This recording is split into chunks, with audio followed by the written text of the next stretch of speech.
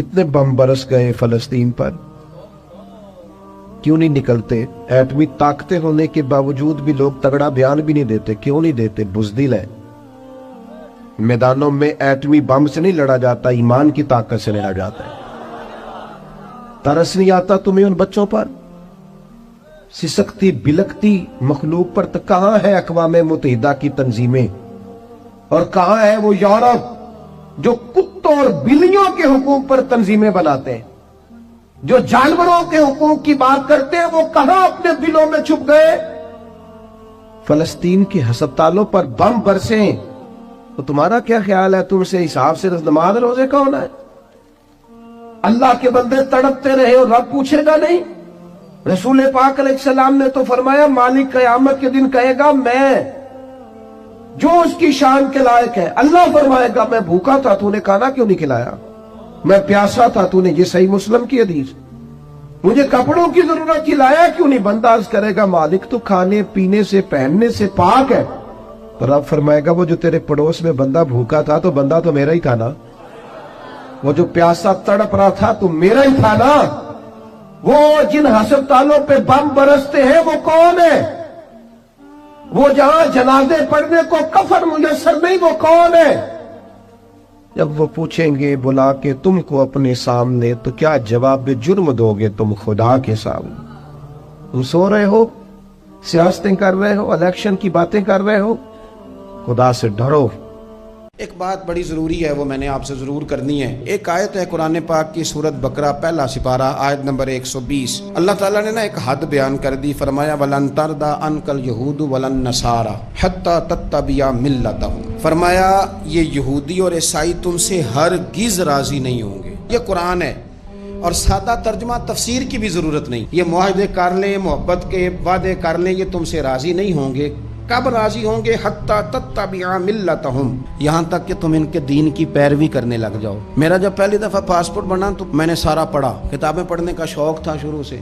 उसके हर सफ़े पे लिखा है कि सिवाय इसराइल के, यानी आप पूरी दुनिया में ये सबज हिलाली पासपोर्ट लेके जा सकते हैं, खबरदार इसराइल आप ये पासपोर्ट लेके नहीं जा सकते। यानी इतनी नफरत किसी मुल्क से कि उस पर लिख के छाप दिया हर सफ़े पर कि ये पासपोर्ट सिवाय इसराइल के हर मुल्क के लिए कारामद है। मेरा सवाल है अरब के उन लीडरों से जिन्होंने इसराइल के साथ मुआहदा किया, मुझे बताओ, तुम्हें फलस्तीन की बेटियां भूल गई ना सारी की सारी? तुम्हें वो माँ भूल गई ना जो मस्जिद अक्सा के दरवाजे पे खड़ी होकर चीखें मारती थी और कहती थी, कोई अली को खबर करो कि मेरी बच्चियां कैद में हैं? वो भूल गई? तुम्हें वो बहन भूल गई ना जिस पर शराब की बोतल उंडेलते थे इसराइल के फौजी? वो आपको अभी भी वीडियो मिल जाएगी। वो उंडेलते थे शराब की बोतल, उसे पकड़ते थे, दस्त दराजी करते थे, और वो बेटी कहती थी, या रहमतल लिल आलम। भूल गया तुम्हें वो सारा कुछ? तुमने 1 मिनट लगाया, और तुम मुआहदा किससे करवा रहे हो? अमेरिका के सदर से। इतना जुल्म किया तुमने, इतना कातिल के साथ मुआहदा। क्या समझते हो फलस्तीन वालों का कोई वाली वारिस नहीं? सुनो, मेरे रसूल करीम सल्लल्लाहु अलैहि वसल्लम ने फरमाया, मेरा कोई मालदार उम्मती दुनिया से चला जाए, पैसे जायदादें छोड़ के जाए, तो उसकी औलाद में बांट देना, लेकिन अगर उसके जिम्मे कर्जा हो तो मेरे पास आ जाना, मैं अपने उम्मती का कर्ज अदा करूंगा। जिसका कोई वारिस नहीं होता, मदीने वाला उसका वारिस होता है। मैं कर्ज दूंगा अपने उम्मती का। क्या समझते हो फलस्तीनी लावारिस है? सुबह कयामत नबी पाक तुमसे सवाल करेंगे, तुम्हें अल्लाह के हुजूर हाजिरी देनी है। क्यों नहीं सुलह करता इसराइल फलस्तीन के साथ? लबनान के साथ दोस्ती क्यों नहीं करता? शाम सारा कट गया इसराइल की वजह से। आज तुम्हें ख्याल आया उनके साथ मुआहदा करने का? हमें सबक पढ़ाते हो, खुदा से डरो। और फिर इकबाल कहते हैं, मुसलमानों से मायूस ना होना, हुक्मरानों से ज्यादा उम्मीदें भी ना लगाना। वो जो छोटे छोटे लोग निकले थे ना सहरा से, बज़ाहिर गरीब थे, बज़ाहिर उनके पास माल नहीं था, वो खालिद बिन वलीद जैसे, वो साद बिन अबी वकास जैसे, बज़ाहिर उनके पास ज्यादा असला नहीं था। इकबाल कहने लगे, मायूस ना होना, ये नहीं कहना बन कुछ नहीं सकता। फरमाने लगे, रात मैंने सुना है फरिश्ते आपस में बातें कर रहे थे। वाह इकबाल, तेरा भी अंदाज कितना निराला है। कहने लगे, रात फरिश्ते आपस में बातें कर रहे थे, मैंने सुन ली हैं। भला वो क्या कह रहे थे? ये सारे लोग ना खालिद बिन वलीद, साद बिन अबी वकास, ये सहरा के रहने वाले थे, और उस वक़्त की सबसे सुपर पावर रोमा कहलाती थी। उलट पुलट के रख दी सारी रोमी सल्तनत। तो इकबाल कहने लगे, रात फरिश्ते आपस में बातें कर रहे थे कि सुना है पाकिस्तान के, हिंदुस्तान के मुसलमान जवान मायूस हो गए, कहने लगा ना मायूस होना, निकल के सहरा से, जिसने रूमा की सल्तनत को उलट दिया था, निकल के सहरा से। गर्मी देखो इस शेर की, वलवला देखो इस मर्द का जो मुसव्वरे पाकिस्तान है, निकल के सहरा से जिसने रूमा की सल्तनत को उलट दिया था, सुना है मैंने ये कुदसियों से, वो शेर फिर होशियार होगा।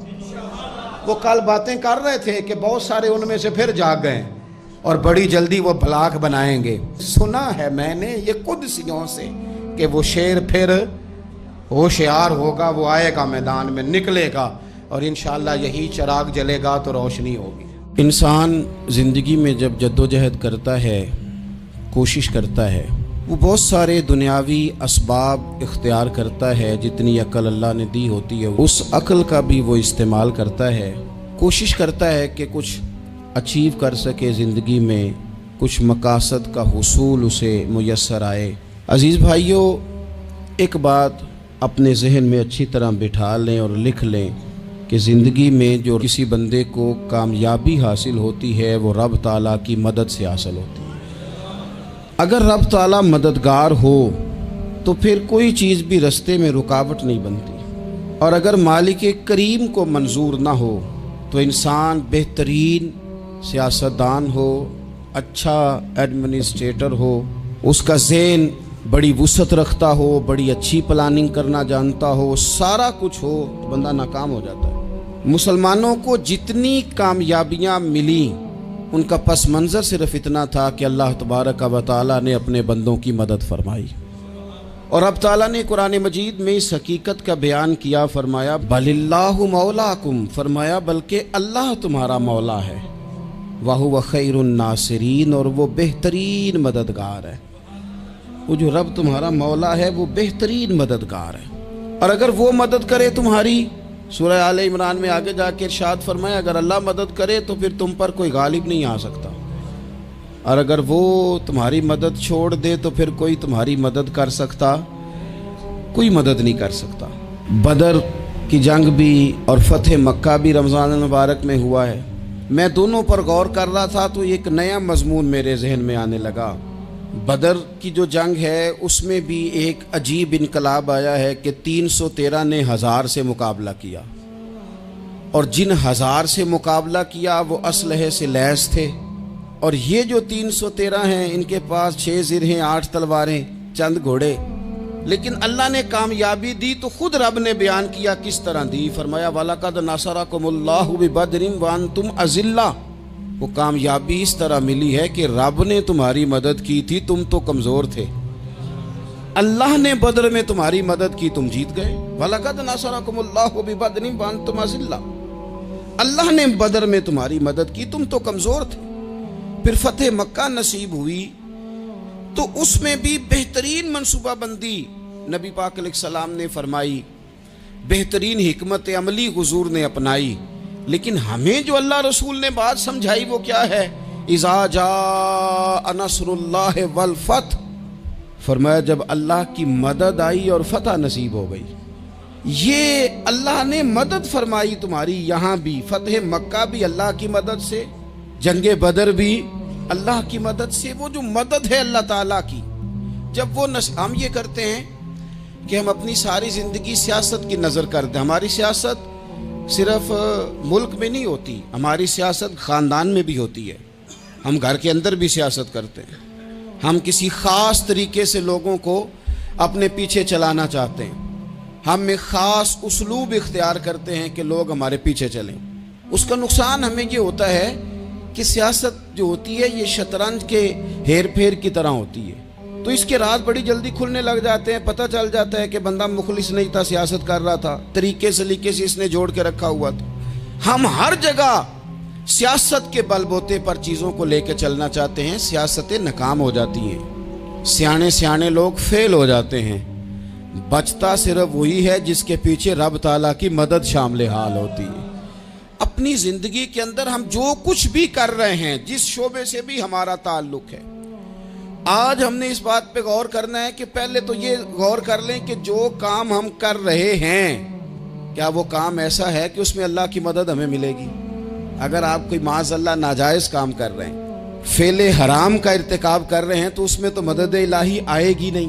पहले तो ये देखें जो कर रहे हैं वो काम मदद इलाही वाला है, और अगर अल्लाह ताला की मदद वाला वो काम है फिर उस पर गौर करें कि क्या हमने मालिक से मदद का सवाल किया है, हमें मदद मुयस्सर आ रही है। वो मैंने बुजुर्गों से एक बात सुनी थी, वो बड़ी याद रह गई। वो फरमाया करते थे काबिलियत भी बड़ी चीज़ है लेकिन कबूलियत सबसे बड़ी चीज़ है। काबिल होना भी बड़ी बात है लेकिन ज़्यादा बड़ी बात यह है कि उसकी बारगाह में कबूल भी है कि नहीं। अपनी ज़िंदगी में अल्लाह की मदद की तरफ बढ़ें, मालिक की मदद का हुसूल इख्तियार करने की कोशिश करें, अल्लाह के साथ अपने आप को जोड़ें। अगर अल्लाह की मदद नसीब हो, ये जो हम जितना डरते रहते हैं, सहमे रहते हैं, परेशान रहते हैं कोई क्या कर देगा, हमारे यहाँ ना हर शोबे में माज़अल्लाह एक माफिया है, इल्ला माशाअल्लाह। वो माफिया कहता है मेरे साथ मिलोगे तो मैं चलने दूंगा वरना मैं नहीं चलने दूंगा, मार्केट में आ ही नहीं सकता फलाना बंदा क्योंकि यहाँ हमारा कब्जा है।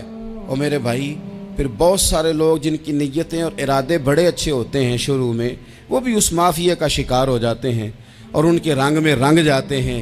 याद रखना, किसी शख्स की ब्लैकमेलिंग का कभी शिकार ना होना, कभी किसी की मीठी और मुसज्जा मुकफ़ा बातों का शिकार ना होना। कोई क्या कर सकता है अगर अल्लाह मददगार हो तो। जिसको रब करीम उठाना चाहे उसे कोई गिरा सकता है। हम ये डरे डरे सहमे परेशान फैसला करने की ताकत नहीं, मुझे चलना चाहिए कि नहीं, उठना चाहिए कि नहीं, करना चाहिए। उठ बांध कमर क्यों डरता है, फिर देखो खुदा क्या करता है। हज़रत अब्दुल्ला इब्न अब्बास फरमाते हैं मेरे नबी पाक अलैहिस्सलाम ने मेरी तरबियत फरमाई, हुजूर ने मेरी तरबियत फरमाई। और महबूब पाक अलैहिस्सलाम ने फरमाया अब्दुल्ला याद रखना, ये नौजवान दोस्त मेरी बात लिख लें, परेशान लोग मेरी बात लिख लें, जिनके पास कुव्वत फैसला नहीं वो इस बात को लिख लें। हज़रत अब्दुल्ला इब्न अब्बास फरमाते हैं मेरे नबी पाक अलैहिस्सलाम ने मुझसे फरमाया था अब्दुल्ला सुन, अगर सारी दुनिया मिल के तेरा कोई नफा करना चाहे कर नहीं सकती जब तक मेरे रब की रजा ना हो। और फरमाया सारी दुनिया मिल के तेरा कुछ बिगाड़ना चाहे तो अब्दुल्ला बिगाड़ नहीं सकती जब तक रब करीम की हिकमत का तकाजा ना हो। लोगों से डरना, लोगों की तरफ देखना, माहौल देख के अपने राह का तयन करना, हर बंदे के ख्यालात के मुताबिक ढलने की कोशिश करना, फलाना ना नाराज हो जाए, फलाना ना नाराज हो जाए, वो जिसने होना हो जाए, बस रब रसूल नाराज ना हो। अपनी जिंदगी में अपने मालिक को मौला जान के, बलिल्लाहु मौलाकुम, अल्लाह तुम्हारा मौला है, वहुवा खैरुन नासिरीन, वो बेहतरीन मददगार है। तवज्जो जब भी करें रब की जानिब करें, अपने दिल का किबला दुरुस्त रखें, सोचों के जाविये सीधे रखें। मेरे भाई मालिक जब बंदोबस्त कर दे ना, जब मालिक बंदोबस्त कर दे फिर ऐसा बंदोबस्त करता है कि लोगों के पास ना चारा नहीं रहता। हजरत मरियम रज़ियल्लाहु ताला अन्हा पाकबाज थी, मस्जिद में रही थी, पर मालिक की हिकमत के तकाजे बड़े अजीब है ना। फिर जनाब मरियम को अल्लाह ताला ने बगैर शौहर के औलाद अता कर दी। ये बात ही ऐसी थी, वो किसी ने कहा था कि मखलूक तो फनकार है इस दर्जा के पल भर में, संगे दरे काबा से भी असनाम तराशे, तुम कौन हो क्या चीज़ है दागे कबाबी। लोगों ने तो मरियम पे भी इल्ज़ाम तराशे। तो लोगों ने कहा किधर से ले आई बच्चा, तेरा बाप तो ऐसा नहीं था, कहां से ले आई। अल्लाह करे मैं आपको समझा सकूं, जरा अपने आप को वहां खड़ा करें कि एक पाक बाज औरत, पाक बाप की बेटी, तैयब माँ की बेटी और अल्लाह के घर में परवरिश पाने वाली खातून, एक वो वक्त और एक ये वक्त कि उस औरत को कटहरे में खड़ा करके पूछा जा रहा है कि माज़अल्लाह तेरी गोद में बच्चा जायज नहीं है, कहां से लाई है। अब खुद से सफाइयां बंदा कितनी को दे, कितनी को वजाहतें करे। और मैंने तो अपनी जिंदगी में देखा है ज्यादा वजाहत देने वाले को भी लोग झूठा समझने लग जाते हैं। ज्यादा वजाहत देने पर भी लोग कमजोरी का इजहार समझते हैं कि कमजोर पड़ गया। आप सुलह की कोशिश करते हैं, सामने वाला बुज़दिल समझ लेता है। ज्यादा वजाहतें भी कमजोर कर देती हैं। अब हजरत मरियम को कटहरे में खड़ा करके कहा बच्चा किसका है। तो फिर खुदा बंदोबस्त जब करे, अल्लाह जब मददगार हो, तो फिर हजरत मरियम की गवाही दरख्तों से नहीं दिलवाई उसने, पत्तों से नहीं दिलवाई, फिर फरिश्ते नहीं भेजे। हजरत मरियम कहने लगी मुझसे ना पूछो, वो जो पंगूड़े में है उसी से पूछ लो, उनसे पूछो ना, वो कौन है पूछ लो, उनसे कर लो सवाल। उन्होंने कहा पंगूड़े में चंद दिनों का बच्चा, ये जवाब देगा? मददगार था रब। उनकी बरात का ऐलान करना था मालिक ने, और जब मालिक ऐलान कर दे, जब मालिक तेरी सफाई देना चाहे, जब मालिक तुझे दुनिया के सामने निखारना चाहे, तो पंगूड़े में लेटे हजरत ईसा बोल के कहने लगे इन्नी अब्दुल्ला आतानी अल किताबा, फरमाया मैं अल्लाह का बंदा हूं, रब ने मुझे किताब अता करके नबी बना के दुनिया में भेजा है।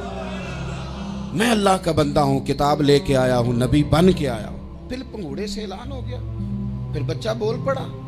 और ये एक दफा नहीं बात हुई, ये बनी इसराइल में एक जुरैज नाम के शख्स भी थे जो नमाज पढ़ रहे थे। बाज ने लिखा है नफल नमाज थी, अम्मा ने पुकारा तो आए नहीं, तो माँ के मुंह से निकल गया तू इतनी देर तक मरेगा नहीं जब तक किसी बेहया औरत का मुंह ना देख ले।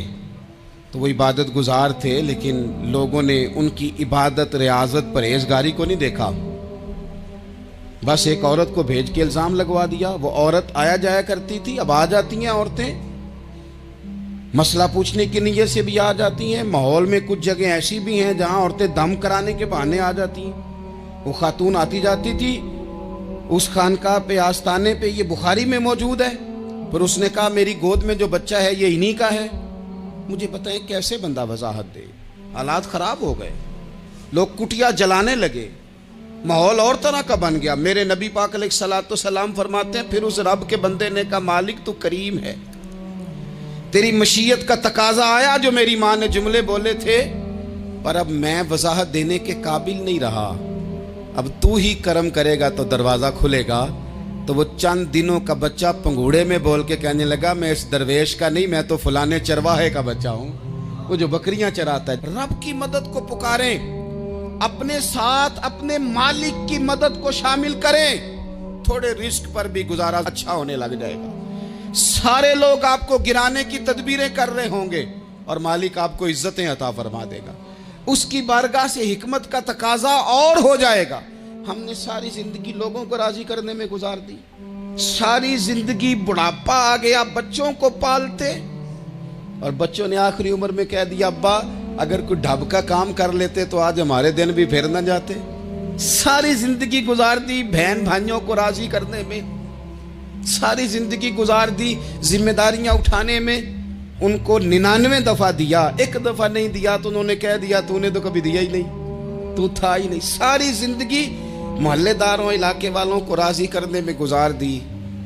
और मैंने ऐसे लोग भी देखे दीन के लिए वक्त गुजारा, लेकिन जब बुढ़ापे में दांत काम न करते थे तो वक्त के मुफ्तियों को भी मस्जिदों की कमेटियों ने कह दिया अब आपकी समझ नहीं आती, हमने खतीब को यौर रखना है, न देखो दुनिया की तरफ, दुनिया रुला देती है, न राजी करो बंदों को, बंदे थका देते हैं, न पीछे भागो हर वक्त दुनियादारों के, ये इंसान को कमज़ोर कर देते हैं। वो तो करीम ही बड़ा है, 2 आंसू ज़मीन पर बाद में गिरते हैं, बंदे के गुनाह सारे पहले माफ़ फरमा देता है। अल्लाह की मदद का हुसूल, अपने मालिक की मदद की तरफ बढ़ना, आपको बदर की जंग भी यही दरस देगी, आपको ओहद का मैदान भी यही सबक देगा, फतेह मक्का भी यही सबक देगा। मेरे दोस्तों, जब रब मदद फरमाए, जब अल्लाह मददगार बने। दोस्तों से एक बात अक्सर करता हूँ, मैं कहता हूँ कि जितने दर्द से आप अमीर को अपनी कहानी सुनाते हैं ना, और जिस तरह आपके आंसू बात करने से पहले गिर जाते हैं कि गरीब हैं, बच्चियां हैं, कारोबार नहीं, ओ मेरे संगियों, इससे आधे आंसू अपने रब की बारगाह में बखेरो, उसके हुजूर अर्ज गुजार हो जाओ, उससे तलब करो। एक वक्त इंसान पर जिंदगी में ऐसा आता है कि उसे यूं महसूस होता है कि मेरा साया भी जरा सा पीछे हट गया है, उसे यूं लगता है कि मैं किसी सहारे पे हाथ डालता हूं तो वो भाग जाता है मुझसे। लेकिन मालिक की बारगाह ऐसी अजीम बारगाह है, रब रसूल के आस्थाने इतने बड़े हैं कि आप जब वहाँ कशकोले तलब दराज करते हैं तो झोली फैलाने में देर लगती है, उनको भरने में तो कोई देर नहीं लगती। हमने अपना सोच का किबला ही दुनिया को बना लिया है। ये जो अल्लाह वालों की मदद है, ये तो है नहीं, अल्लाह ही की मदद है। लेकिन ये जो सेठों की तरफ तवज्जो करना, नवाबों की तरफ तवज्जो करना, दुनियादारों की तरफ तवज्जो करना और अपना मिजाज इस तरह का बना लेना, यारो गर्दन को झुका देता है खैरात का पत्थर, जहां में मांगने वालों के सर कभी ऊंचे नहीं होते। और इकबाल कहते हैं, गैरत है बड़ी चीज जहाने तगो दो में, पहनाती है ये फक्र को ताजे सरदारा। मैं अर्ज करूंगा कि अपनी आप जब तवज्जो का किबला अल्लाह रसूल को बनाएंगे तो रब फरमाते हैं वयर्ज़ुक़हु मिन हैसु ला यहतसिब, मैं ना तुझे वहां से रिस्क दूंगा जहां से कभी तेरा गुमान भी नहीं गया होगा। यहां से भी मिल सकता है, तूने सोचा भी नहीं होगा। बुखारी शरीफ में हदीस है, हज़रत जाबिर इब्न अब्दुल्लाह फरमाते हैं नबी पाक सल्लल्लाहु अलैहि वसल्लम ने ना 300 लोगों का एक लश्कर रवाना किया किसी मुहिम के लिए, किसी जिहाद के लिए। हज़रत अबू उबैदा बिन जर्राह रदी अल्लाह ताला अन्हु अमीर लश्कर थे। फरमाते हैं गुर्बत इतनी ज़्यादा थी, भूख इतनी ज़्यादा थी कि एक एक खजूर दिन में एक वक्त खाने को मिलती थी, और कुछ दिन ऐसे आए कि अब खजूर भी नहीं मिल रही। फरमाते हैं इतनी ज़्यादा भूख लगी मुजाहिदीन को, 300 बंदा पत्ते खा के गुजारा होने लगे। ये बुखारी में मौजूद है। आप फरमाते हैं कि दरिया के किनारे हमारा पड़ाव था, ठहराव था।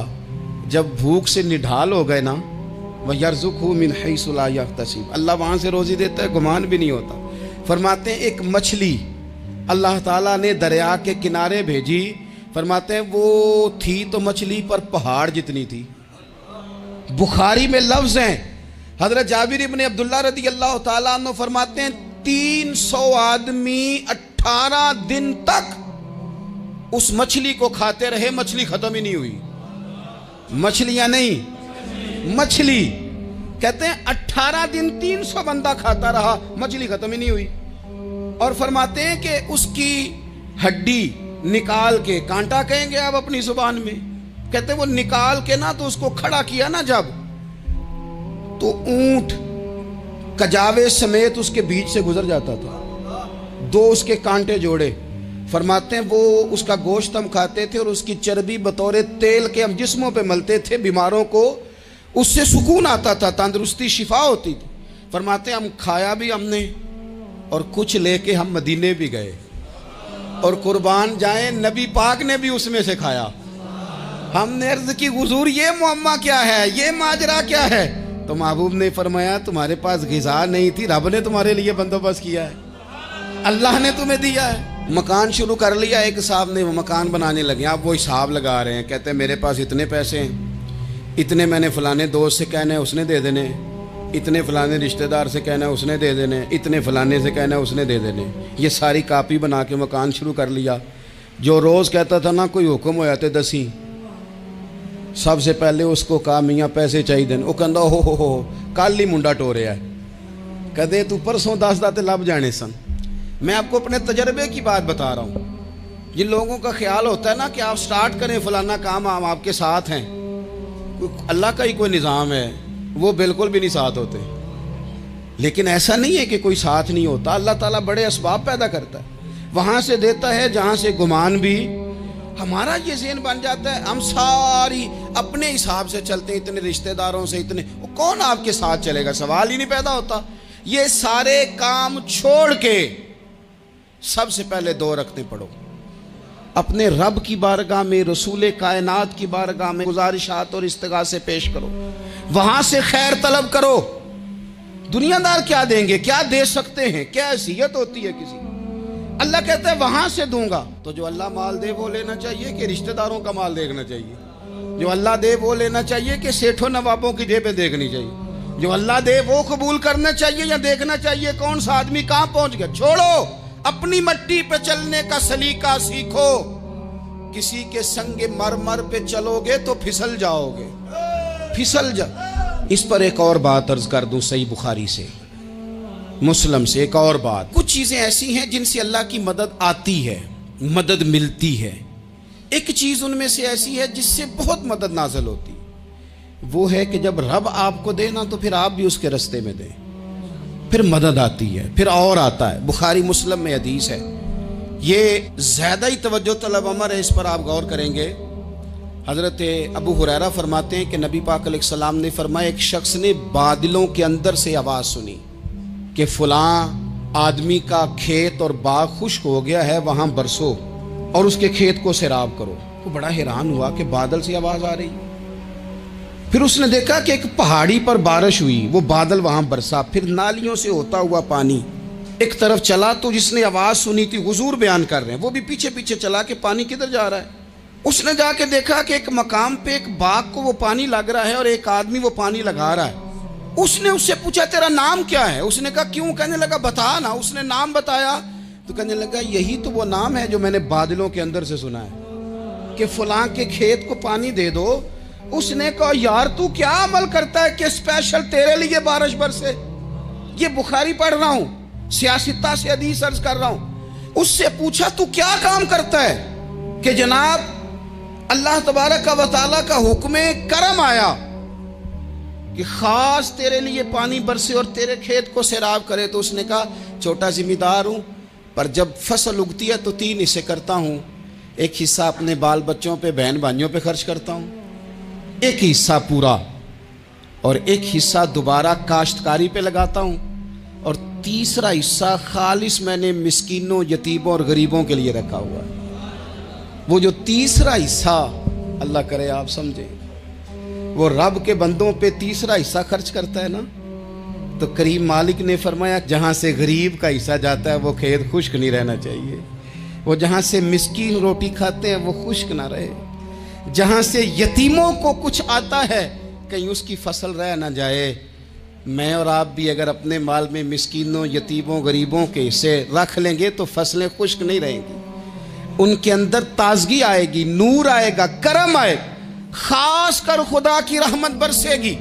मदद अल्लाह से चाहें, अपनी तवज्जुहात का मरकज रब रसूल की जात को बनाएं, फिर आप महसूस करेंगे कि बड़ी जल्दी अल्लाह ताला की मदद आने लगी है।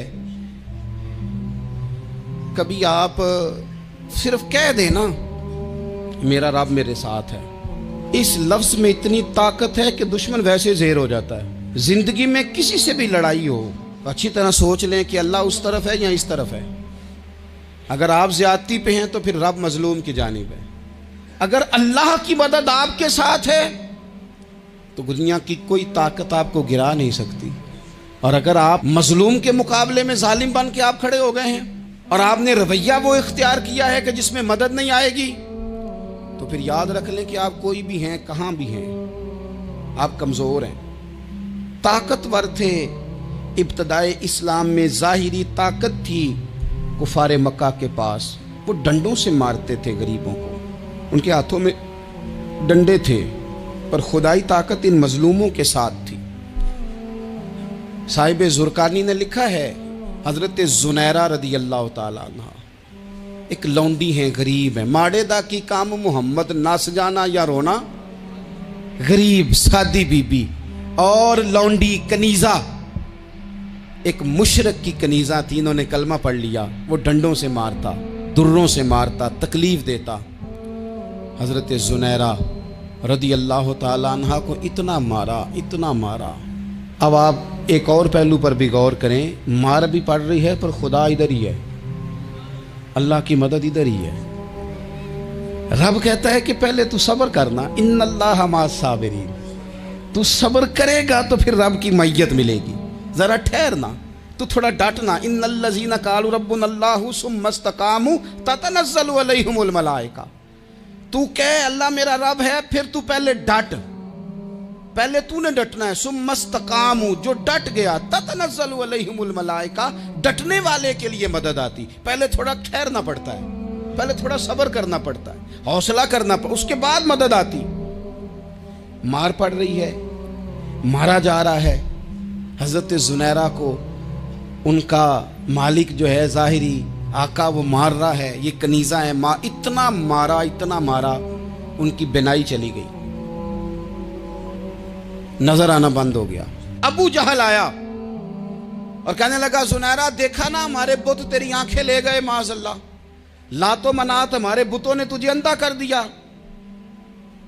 अब ऐसा नहीं है कि बीबी रोती जा रही है, रोती जा रही है, मायूसी मायूसी, माज़अल्लाह, परेशानी, गरीबी बड़ी है, पूछने वाला कोई नहीं, ये बातें नहीं।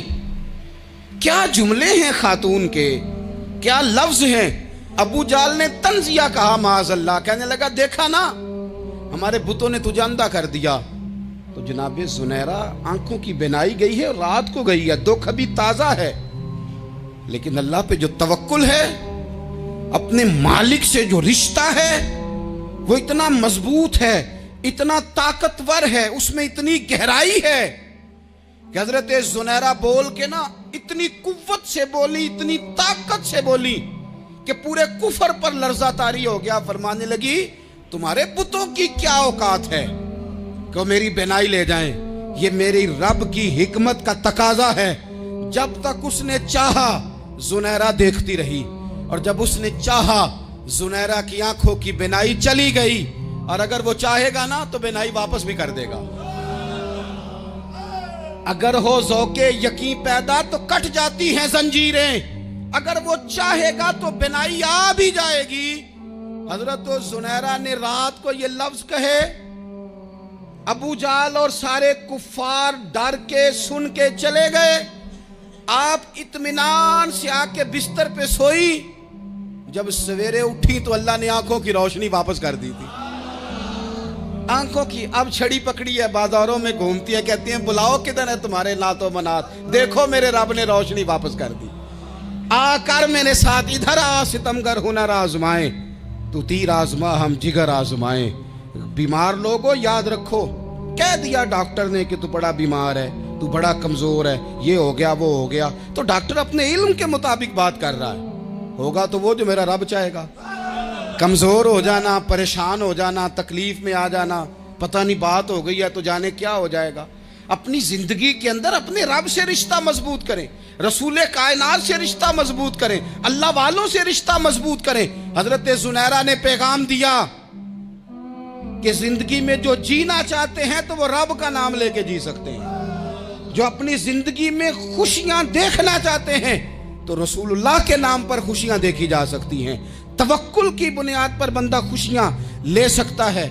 और अगर इंसान में तवक्कुल नहीं है तो फिर वो इस काले जादू से भी डर रहा है, वो नीले से भी डर रहा है, वो पीले से भी डर रहा है, वो फलाने से भी डर रहा है, वो मेरे खिलाफ फलाना रिश्तेदार साजिश कर रहा है तो डर रहा है, फलाना मेरे बारे में ये कर रहा है तो डर रहा है, वो पता नहीं दुनिया इधर हो जाएगी तो क्या हो जाएगा, उठ बांध कमर क्यों डरता है, फिर देख खुदा क्या करता है। तो इस सारी गुफ्तगू का निचोड़ आपको ये अर्ज किया है। सबसे पहले तो ये कि मैदानों में मदद भी अल्लाह की, रिस्क में मदद भी अल्लाह की, फसलें खुश्क हों तो मदद फिर भी अल्लाह करे, तो फिर सारी मदद, और अगर इंसान बीमार हो तो फिर भी मदद अल्लाह की। तो अपने अल्लाह की जानिब तवज्जो को बढ़ाएं, आप अल्लाह से मदद के सवाली बने। तिरमिजी की एक हदीस है, मैं आपको ज़िंदगी का तजर्बा बताता हूँ कि जब मैं बड़ा परेशान होता हूँ तो ये वाली रवायत खोल लेता हूँ, मज़ा देती है। मेरे नबी पाक अलैहिस्सलाम ने फरमाया, अपने दुख सेठों नवाबों को ना कहना, मालदारों का ना कहना, वरना अल्लाह तुम्हें कभी गनी नहीं करेगा।